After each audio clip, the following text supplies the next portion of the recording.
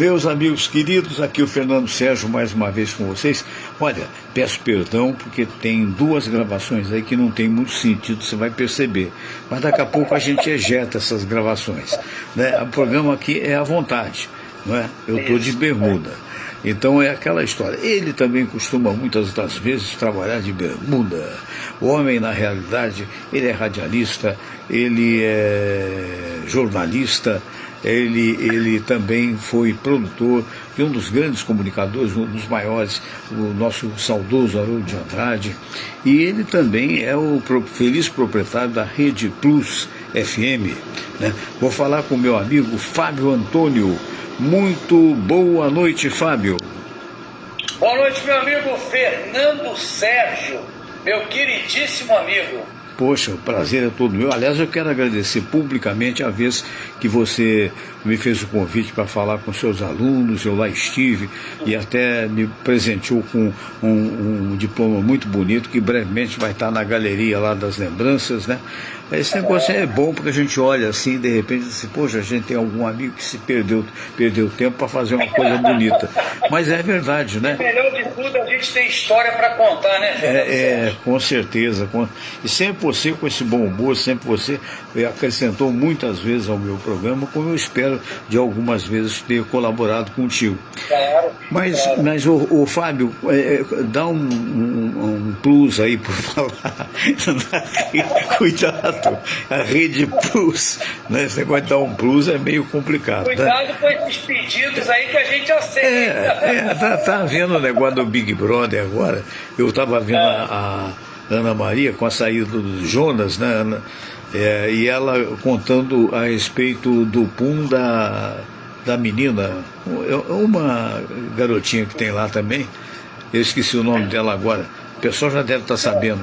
E que ela fez isso, o Jonas estava deitado, o tal que foi eliminado, ele não tinha sido eliminado ainda, ela passou e toque em cima do rostinho dele, vê se pode, de brincadeira. Soltou um pum? Na TV Globo soltou um pum, é verdade. Que rapaz, que doideira. Né? Antigamente se fazia no banheiro, mas agora não, é assim. Ou ao ar livre também, às vezes é o ar livre, né? Assim, o ar livre é melhor, né? Porque espalha. O perigo é o elevador. Elevador, eu falava muito Filho não tem pai, filho não tem pai. Eu falava com o saudoso Jimmy Hall, você leva uma vantagem imensa, porque o Jimmy tinha 1,90 m, né? Então ele está acima do bem e do mal, né? Porque nós que temos 1,70 m, 70 e poucos e tal, já ficamos ali na zona do agrião, né? Mas por falar em zona... chegar nele demorava um pouquinho, né? É verdade. Foi nos anos 70 ou 80 que você trabalhou com o Haroldão? Não, eu trabalhei com o Haroldo de 89 até o final dele na Rádio Globo. Eu fiquei com ele até a última sexta que ele trabalhou. Nós trabalhamos na sexta, normal. Nessa época o Ricardo Alexandre ainda estava lá, não estava também? Não, o Ricardo Alexandre não estava mais. Já tinha saído. Éramos eu, o nosso queridíssimo e amado Wilson Silva. Sim, de saudosa memória, né? O nosso Márcio de Souza. Sim. E depois mudou para Bahia, tem um pequeno chalé lá na Bahia. Sei. E tínhamos também o Maurício Menezes, Maurição. que também ficou conosco até o final. Éramos 4 produtores. Éramos 4 produtores, né? Pois é verdade. Isso deu com certeza uma experiência muito grande. Foi o início da tua carreira, foi lá? Não. Não. O início da minha carreira foi na Rádio Manchete. Na verdade, eu fui estagiar na revista Manchete. Sim. Eu tinha 19 anos e eu era muito conhecido, não amigo. Porque é difícil a gente ter amigo de rico quando a gente não é rico. Né? Verdade. Então, ele era meu conhecido, que era o Arnaldo Bloch, sobrinho neto do seu Adolfo. Né? Perfeito. Nós fizemos a mesma faculdade e aí, no meio do caminho, ele perguntou o que eu gostaria de trabalhar. Falei, cara, eu gostaria de trabalhar em jornal, mas jornal muito louco, tal, muita correria. E eu morava longe nessa época, e aí ele falou, cara, por que você não vai estagiar lá na revista Manchete? E você sabe, né, Fernando, que a revista Manchete... Era um peso, né? 70 e 80, era um jornal Globo hoje, né? Exato. Era de uma importância gigante, né? É verdade, com certeza absoluta, né? Mas... Aí eu fui estagiar lá na revista Manchete, fiquei lá 2 anos, me formei, e aí a revista Manchete já não... A Bloco já não ia muito bem das pernas. Foi quando eu conheci o Luiz Carlos da Rádio Manchete, sim, né? O português. Conheci no elevador. E aí eu falei para ele que eu gostaria muito de fazer uma experiência no rádio. E aí ele me colocou no lugar do nosso Davi Teles. Davi Teles foi para Brasília. Davi, que foi meu produtor durante um tempo, bem antes de você, lá na Manchete. Isso aí. Aí o Davi foi para Brasília e eu entrei no lugar dele. E aí eu comecei a produzir o Canásio sozinho. Fiquei com ele 2 anos. Uma experiência fantástica. Incrível, E aí depois eu conheci o Francisco Barbosa, que era marido da Luciana, que era minha concunhada. Sim. E aí eu fui para a Rádio Globo trabalhar com o Barbosa. Fiquei com ele também 2 anos. Quando o Antônio Carlos foi para lá, o Haroldo me chamou a trabalhar com ele, aí eu fiquei até o final. Ficou até o final. Pois mas de repente, quer dizer, nos anos de hoje e tal, essa frase é meio perigosa, mas é real. O que acontece? Praticamente a gente tem uma nova fase da comunicação, que eu diria complementar ao rádio, né? Porque é justamente a fase virtual. Como é que surgiu a ideia da Rede Plus FM? Eu comecei a perceber que o rádio, como é o rádio atual, ele é um rádio cheio de anúncios, né? Sim. Hoje, os grandes patrocinadores patrocinam muitas coisas nos rádios. Então, aquele rádio que Fernando Sérgio fazia, aquele rádio de Haroldo de Andrade, aquele rádio de Alexandre Ferreira, esse rádio não existe mais. A gente precisa encarar que hoje o comunicador tem no máximo 2 horas. Ele vai ter 2 horas para dar o recado dele. Exato. Nessas 2 horas, ele tem quase 40 minutos de anúncio. Aí entra o esporte, entra a notícia, o comunicador ficou diminuído. E aí eu sempre trabalhei muito com rádio do interior, essas coisas todas. Sim. Comecei a conversar com alguns amigos que têm emissora de rádio no interior, e eles me reclamavam justamente isso. A gente quer fazer uma rádio light, uma rádio com boas notícias, uma rádio alto astral e tal, porque hoje você liga o rádio, é crime, estupro, matou, roubou. É complicado. Olha, por pior que a situação seja e que ela às vezes eu acho que você sabe perfeitamente que no jornalismo você também tem o dever de divulgar notícias ruins.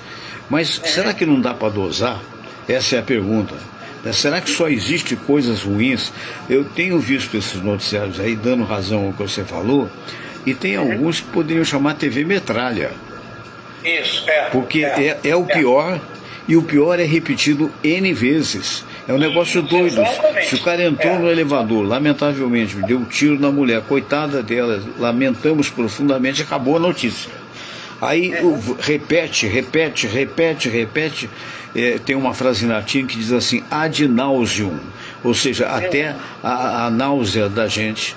E isso, na verdade, acaba formatando um povo que está muito com medo, né? E também apavorando, acho que os próprios jornalistas que vão dormir em casa como? Depois de tanta desgraça. Então, as autoridades, elas têm que tomar tenência para evitar esse tipo de coisa. Mas a gente faz parte também da comunicação, não é isso? Sim, O que eu tenho percebido, eu estou fazendo esse ano 38 anos de jornalismo. Maravilha. Né? Então, o que acontece? O que eu tenho percebido é que tem muito jornalista passando muito mal em dar notícia ruim. Mas é verdade. E se você colocar no jornal de 6 horas da manhã, você não sai de casa. Não sai. Tiroteio na comunidade tal, o cabo do helicóptero acompanhando o helicóptero da polícia. Isso. Aí o helicóptero da polícia está sobrevoando. Eu acho que hoje os atuais jornalistas que estão mandando nos veículos, eles não têm a experiência e a expertise de entender que não é só de tragédia que vive o jornalismo. É verdade. Hoje, antigamente era o seguinte, você tinha as coisas boas 80% e 20% mais ou menos. Hoje inverteu. Para você ver uma matéria positiva, ou alguém está bancando aquela matéria, ou aquela matéria é da maior importância. É verdade. É verdade. É lamentável, mas é fato. Oi, desculpa. Não, eu digo é lamentável, mas é fato. Porque tem uma hora que é aquela história, você quer ser informado. A gente necessita o dever de ser informado. Esse é, na realidade, os préstimos que o jornalismo presta. Né? Porque, na verdade, você fica sabendo como é que está aí. Eu posso passar naquela esquina, eu posso abrir minha loja na rua tal, eu posso... Enfim, né? Tudo bem. Agora, não ao exagero. Se você pegar um programa, qualquer que seja ele, por exemplo, você pega o de 6 às 9, né? Ou de 9 ao meio-dia, não importa, no caso de TV, né? Tem aquelas que são alternativas, e é interessante isso, mas tem outras que não. Então é a potencialização do que tem de pior. Não por causa da falta de talento de quem apresenta, não, são excelentes jornalistas, mas pela exigência que parte muito também da linha da direção, que necessariamente não é jornalística. Era exatamente o ponto que eu ia tocar. Eu fui num evento agora esse final de semana, na Associação Paulista de Rádio e TV. Sim. Foi lá no Anhangu, uma feira muito legal. E um dos palestrantes, eu não preciso expô-lo aqui, um dos palestrantes disse o seguinte: hoje vende-se o pior para se cobrar mais caro do governante. Parte da mídia descobriu que vale a pena você bater no governante, independente do partido, independente da ideologia, bate, até o cara ir conversar e fazer um acerto financeiro. Para apoiar de alguma forma. Ou então vai apoiar aquele que não é governo, mas que é o governo e que também joga dinheiro no bolso dos caras. Exatamente. Então, se você for ver, dos últimos 10 anos para cá, a verba publicitária dos governos, municipal, estadual e federal, dobrou. Por quê? Porque hoje, para divulgar coisa boa, você tem que pagar. Infelizmente. Ainda bem que nós temos a rede social, que é onde nós estamos uma alternativa. Agora. A rede social é democrática, é de graça e fala para quem quer ouvir. Quem quer ouvir, porque o seu programa, por exemplo, é de manhã, não é isso? Isso, é de 9 ao meio-dia? 9 ao meio-dia, Meio-dia. Quem quiser ouvir, qual é a sintonia? É muito fácil. Aqui na capital, 98,7. Sim. Ou entra redeplusfm.com. Inclusive estou aqui com o aplicativo aberto. Deixa eu te mostrar. Por favor. Ok, vamos lá. Ok, bonito. Bonito, legal, né? Bonito. E aqui são as cidades onde nós estamos, ó. Sei. Rio, Teresópolis, Cabo Frio, Petrópolis, Além Paraíba, Barra do Piraí, Três Rios, e também nós temos Maricá. Poxa, que maravilha. E me diga uma coisa, 24 horas? 24 horas. 24 a rádio é full time, tem 7.000 músicas, não repete. Sim. Tem jornalismo rodando também, tudo na plataforma. Tudo na plataforma. Na plataforma. Muito bem. Quer dizer, de segunda, o seu programa é de segunda a sexta? De segunda a quinta. De segunda a quinta. Sexta-feira eu costumo, eu estou fazendo direito, eu costumo dar plantão lá no judiciário.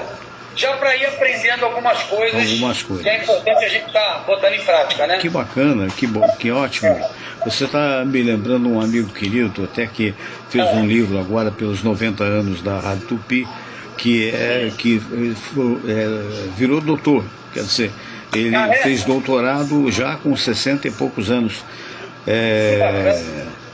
O Silvinho Barbosa.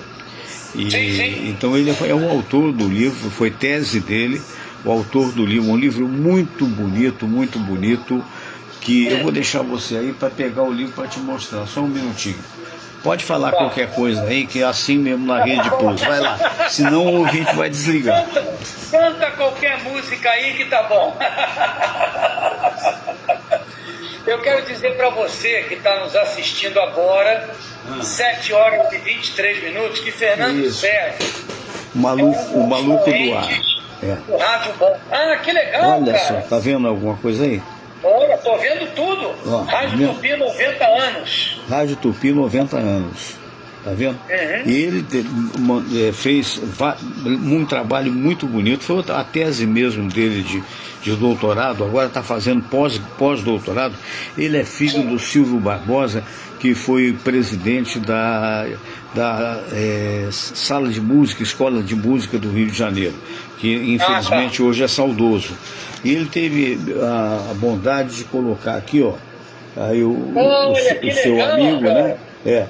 Em 2 páginas, e ele fez algo bem parecido na minha carreira, dizendo: Fernando Sérgio, a voz que guiou madrugadas, manhãs e multiplicou histórias no rádio brasileiro. Na verdade, eu acho que eu sou mais um contador de histórias do que propriamente outra coisa. Mas é o que você falou. O que eu acho é o seguinte: todas essas emissoras que tem aí, algumas preservam, mas eu concordo contigo. O caso da Rádio Tupi, por exemplo, todos os programas hoje têm menos tempo, a não ser o do Antônio Carlos, né? De 2 em 2 horas, tem programa de 1 hora só e tal. Então, sobretudo, limita o que o cidadão possa ganhar. Porque, entre outras coisas, você sabe que muitos dos comandantes de programas, eles têm participação na parte comercial. Se você tem 1 hora só, a participação é muito menor, né? Mas vamos falar de boas coisas. Quer dizer, então você está fazendo quanto tempo com a Rede Plus? Está completando 4 anos. Uau. Agora em 2026. É mesmo, Fábio? 4 anos? Meu Deus do céu. 4 que bacana. Anos. Eu vou levar essa informação. Eu vou... Desculpa, pode concluir. Nós começamos no dia 16 de janeiro de 2022, né? E a gente está completando esse ano, acabou de completar agora em janeiro, 4 anos. Parabéns. Eu tive até a oportunidade de estar na tua antiga sede, né? Você até mudou a sede agora, de qualquer maneira potencializou ainda mais, participando do programa do Paulinho Mocidade, e com você também ali presente, né? Então você é sempre uma presença muito agradável, muito simpática. É aquelas pessoas que a gente encontra e que realmente descobre afinidade, descobre, né? Enfim, que o rádio tem dessas pessoas, né? Super talentosas. Penas que, como você falou, estão escondidas, porque na maioria das vezes as músicas acabam também engolindo o comunicador, né? Quer dizer, se você não tiver um espaço, não é que deixe de tocar música, eu acho que é importante, mas se você não tiver um espaço razoável para o cidadão aparecer pelo menos em 10 minutos da hora inteira, é muito complicado, né? Claro, é muito complicado. Você vira um apresentador e desapresentador de música. Ouvimos, acabamos de ouvir. Né? Exatamente. Enfim, é isso. Quer dizer, 4 anos, né? Dessa experiência, e o teu programa de 9 ao meio-dia, de segunda a quinta-feira, né? Segunda-feira.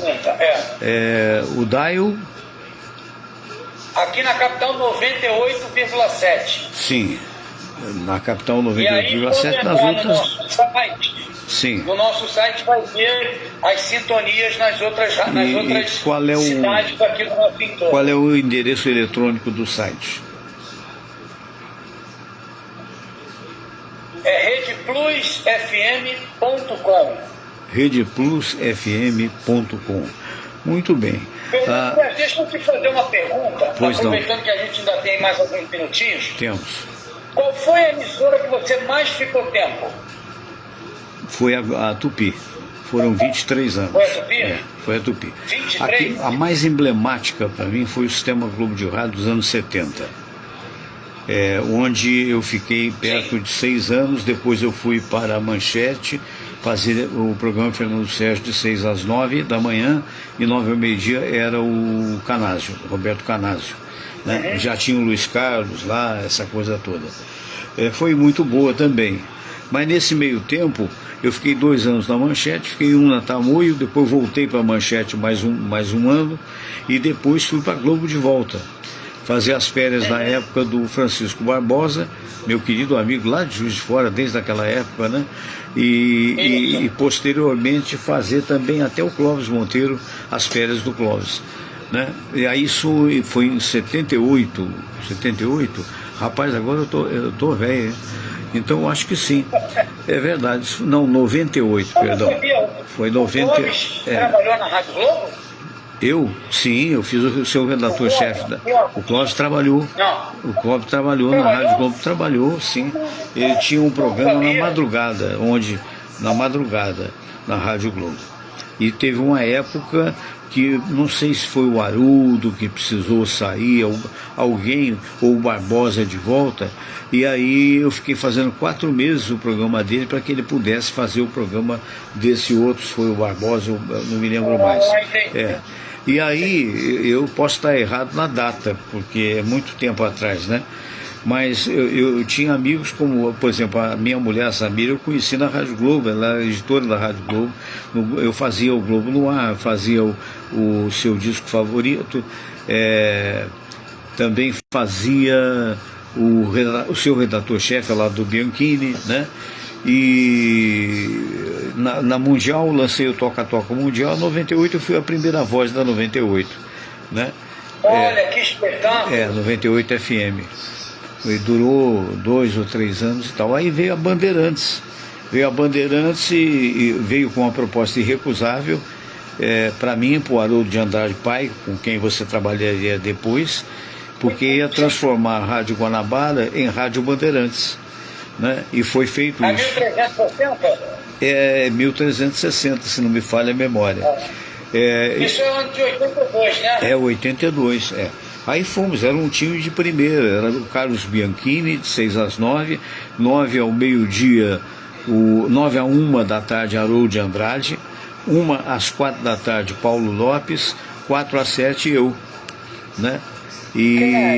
Então tinha a noite também, enfim, foi um time de primeira. O Ivan Borg, por exemplo, que era da Tupi, foi chefe de jornalismo, essa coisa toda.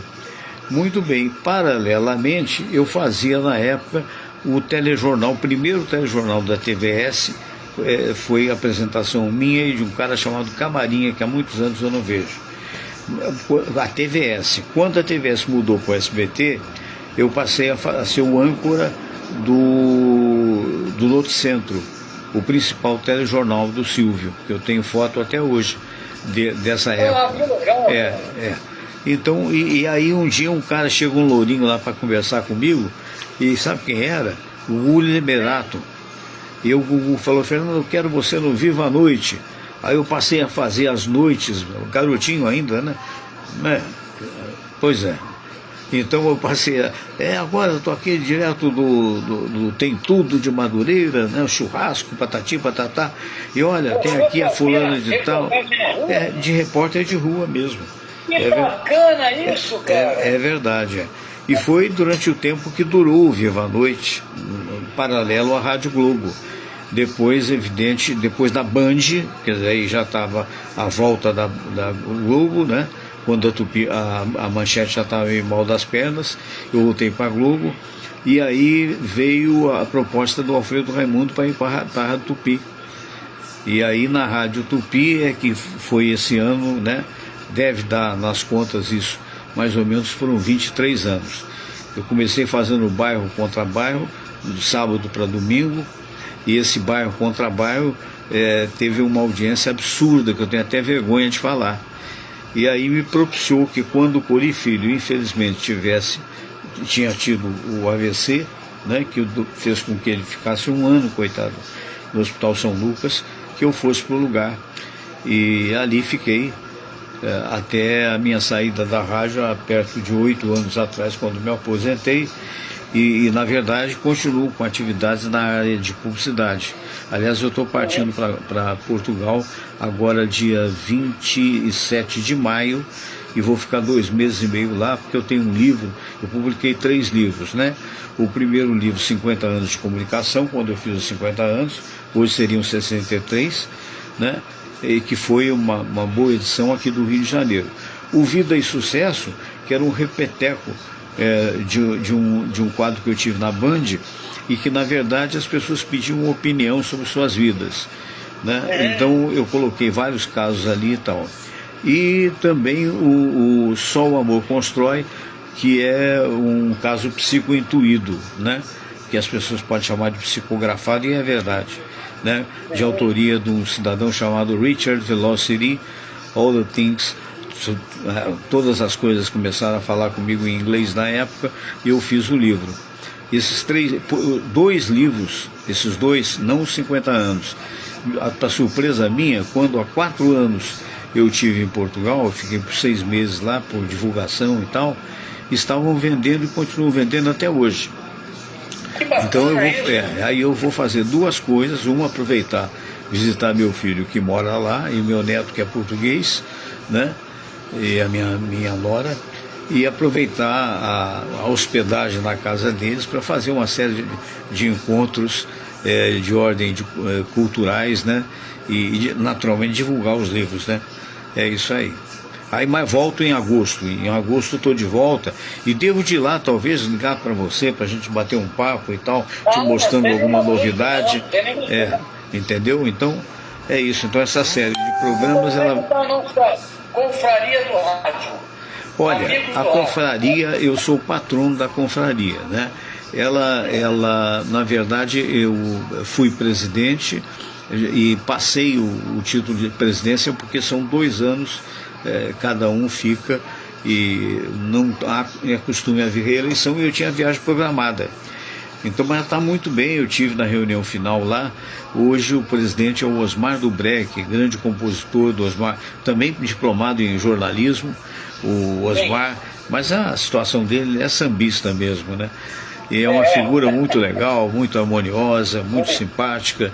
Enfim, tem várias pessoas. E você também é um confrade, né? Da confraria do rádio. Então, é isso. Vamos tocando bar. Mas o Isaías Nascimento está lá? Quem? O Isaías, sim. Sim, o Isaías está lá na nova diretoria. Ele é secretário, né? Eu não sei aqui de cabeça todos que mudou alguma coisa e tal, mas o princípio é o mesmo, né? Fazer amizade, desenvolver essas áreas de comunicação, né? Está sendo acrescido já há algum tempo a história de Confraria dos Amigos do Rádio e da Comunicação, né?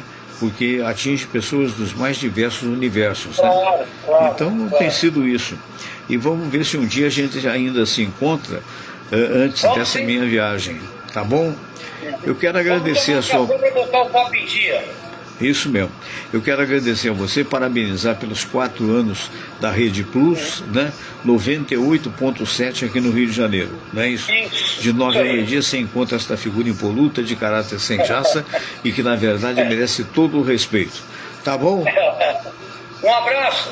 Tudo de bom. Abraço, querido. Tudo de bom. Obrigado pela entrevista.